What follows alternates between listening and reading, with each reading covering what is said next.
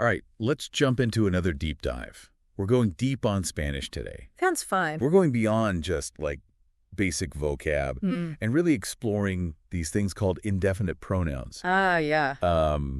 You know, you might already know some of them, but we're going to, like, really boost your fluency with these. Yeah, it's like leveling up your Spanish, like, being able to express yourself more precisely, more subtly, like a native speaker would. Totally. Yeah. And we're unpacking this lesson by Jaime Lara. Yeah, Jaime's great. He's got this super popular YouTube channel. And he makes grammar clear and engaging. He does. Yeah, it's a gold mine for English speakers. Okay, so let's get into it. What are some of the key takeaways from his lesson? Okay, well, so he starts off by introducing 4 essential indefinite pronouns. Okay. Alguien, nadie, algo, and nada. All right. And so alguien means someone, and it's used in positive statements. Okay. And nadie means no one, and it's used in negative statements. Catch. So, for example, Jaime gives the example, ayer te llamó alguien, which is someone called you yesterday. And then he contrasts it with no hay nadie fuera, meaning there's no one outside. Okay, yeah, those seem familiar. Is there something that makes those tricky for learners? Well, what's interesting is that in Spanish, you can actually change the word order. Really? Yeah, for emphasis. And in English, you can't really do that, right? So, like, you could say, nadie te llama ayer. So you're putting nadie, no one, first to really stress that, like, no one called. I see. So that's really interesting, and that really highlights, like, a fundamental difference, right? Right. Between Spanish and English and how they construct sentences and emphasize ideas. So subtle, but so important. Exactly. I'm starting to see how these subtle differences are really game changers. Absolutely. And it's not just about word order. You also want to think about verb forms as well. Okay. So, moving on, we have algo and nada, which means something and nothing, respectively. All right, so I could say, like, tengo algo para ti. Exactly. I have something for you. Perfect, yeah. And then you could use no tengo nada to say, I have nothing. But, this is a common mistake that learners make, is they forget that nada always requires a negative verb form. Oh, interesting. Yeah, so you can't just say tengo nada. Right, so it has to be the negative form of the verb. Exactly, yeah. Okay, that's a good point. It's those little things that make you sound more natural. Right, when yeah. you're speaking. It's like the secret code. Exactly, yeah. Yeah. Like a native speaker. It gets even more interesting, though, when you start looking at how these pronouns can be used to talk about groups of people. Okay. So Jaime explains that alguien and nadie can be combined with the preposition de in really fascinating ways. Ooh. Okay, so how does that work? So, for instance, alguien de vosotros venga conmigo, meaning someone among you come with me.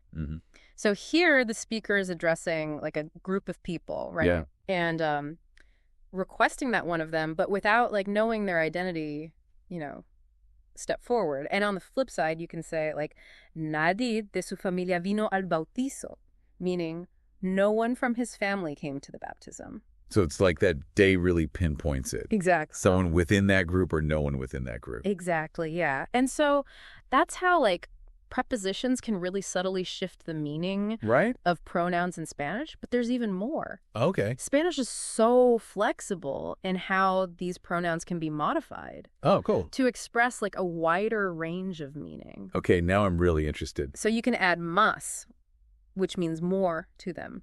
Oh. So you can say like algo más, which is something more. Okay. Or you could say nadie más vino a casa ayer, nobody else came to the house yesterday. That's super helpful, so you can kind of build on it. Yeah, you can like build on top of that basic meaning. Yeah, and get more specific. That's really cool. I do remember one part in the lesson that I was a little bit confused about. Okay. He was talking about how nadie and nada can be used in both affirmative and negative statements. Yeah. It seemed a little contradictory. Yeah, that's actually a really fascinating point, right? And this is a good example of how Spanish can be a bit more flexible with negation than English, right? So let's break it down. Okay, let's untangle it. Let's untangle this mystery. So like, nadie me trajo un regalo. Nobody brought me a present. So here, the verb trajo, brought, is affirmative. Yeah. Right. But the presence of nadie at the beginning kind of casts this negative sense over the whole sentence. It dictates that. It dictates the overall, exactly. Yeah. It's kind of emphasizing like the absence of something. Right. But you're right. It can feel a bit counterintuitive at first, Especially from English? especially coming from English where double negatives All the negatives? are a no-no. Right. No, So, yeah. okay, so how about when they are used with a negative verb? So that's the more, I guess, straightforward construction. Right? Okay. So, for instance, think of no comí nada, meaning I didn't eat anything. Right. So here, the negativity is kind of like reinforced by both. Yeah. The negative word and the negative verb. It's like a double negative in Spanish that works? That works, exactly. Yeah, and it might seem kind of redundant at first, but it actually adds a lot of like emphasis and clarity What? to the meaning, It's like saying, I didn't eat anything. Right, right. Really driving home the point that like you ate absolutely nothing. Yeah, there's no way around it. There's no way around it. I didn't eat anything. I love it. Okay, so understanding that difference can really help us to use those more naturally. Absolutely. And again, it goes beyond just sounding like a native speaker. Yeah. It's really about like understanding like how Spanish constructs meaning, right? And emphasizes ideas. Awesome. Okay. Well, I'm feeling a lot more confident about using those four now. Great. Are there any other common pitfalls that learners should be aware of? Definitely. And that's what we're going to be diving into next. Perfect. I'm ready. One common mistake is using the wrong preposition with these pronouns, especially like when you're talking about groups. Oh, yeah. It's easy to like fall back on English patterns and use a Okay. instead of de with algun or negi. Oh, I bet I've done that. Oh, I'm sure we all have at some point. Can you give me an example? Yeah. So like, let's say you want to say, I want to talk to someone from your class in Spanish. Okay. A lot of learners might say, quiero hablar a alguien de tu clases, Okay. which is incorrect. Oh. The correct way would be, quiero hablar con alguien de tu clase. Ah, so it's de. It's de. Instead of a. Exactly. To specify that it's within that group. Precisely. Yeah, that tiny de makes a big difference in meaning. Huge difference. Huge. And while we're on the subject of prepositions, Yeah. here's another pro tip. Okay. Pay close attention to whether you're using por or para Ooh, yes. with these pronouns. Por and para get me every time. They get everyone. They're so tricky. They're tricky. But remember, por is generally used when you're talking about like a cause or a reason, Okay. while para is used for like purpose or destination. Right, right. So if you wanted to say, I'm looking for something to eat, you would say, busco algo para comer, Okay. using para because you're expressing the purpose of your search. Right. Right. But if you want to say something happened because of someone, Okay. then you would say, algo pasó por alguien, using por to indicate the cause. Yeah, to show that cause and effect. Exactly. Yeah. It's all about those subtle distinctions that make Spanish so precise. It is. It really is. And expressive. This is really making me appreciate how deep it can be.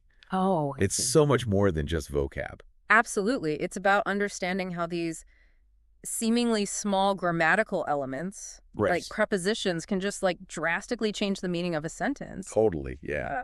All right, so we've covered some mistakes. We've covered some pro tips. Mm-hmm. I kind of want to bring it back to the listener for a sec. Sure. What are some key takeaways Yeah. that they should be thinking about Yeah. as they learn about these? I would say the most important thing is to remember that context is key. Oh, yeah. Good one. Right. Pay close attention to the verbs, the surrounding words, and like the overall meaning of the sentence to figure out exactly how these pronouns are being used. Totally, yeah. You can't just look at the word in isolation. Yeah, it's all about the big picture. The exact. Not just the individual words. And don't be afraid to experiment, right? Like, try using these pronouns Yeah. in your own Spanish conversations and see how they feel. Put it into practice. Put it into practice and don't be afraid to make mistakes. Mistakes are good. Mistakes are how we learn. Yeah, absolutely. And each time you like catch yourself making a mistake with these pronouns, you're one step closer to mastering them. I love that. Yeah. This has been so helpful. There. I feel like I'm seeing these pronouns in a whole new light. I'm glad.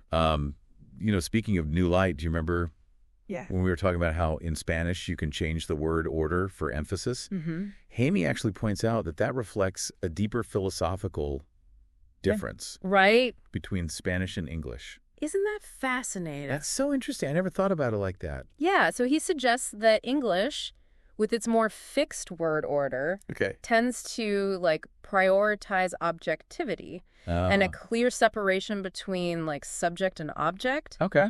But Spanish, with its more flexible word order, Yeah. allows for like a more subjective and fluid expression of thought.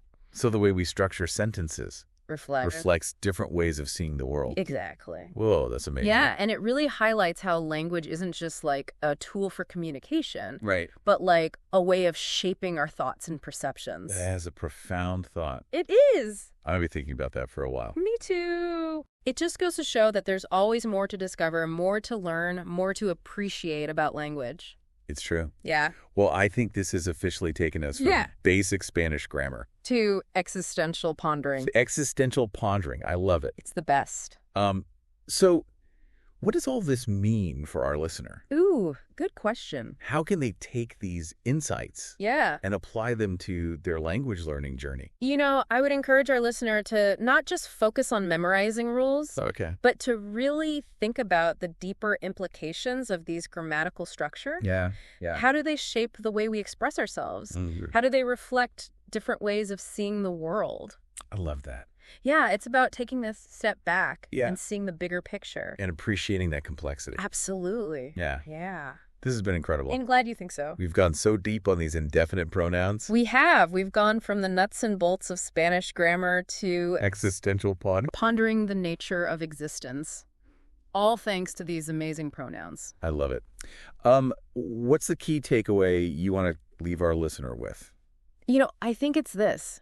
Don't underestimate the power of language. Oh, I like that. Even the smallest words can carry deep meaning and connect us to profound truths about ourselves and the universe. Yes. So keep exploring, keep questioning, and keep learning. Beautifully said. I couldn't agree more. Thank you. Thank you so much for joining me on this deep dive on Spanish indefinite pronouns. It was my pleasure. We'll have to do it again sometime. Definitely.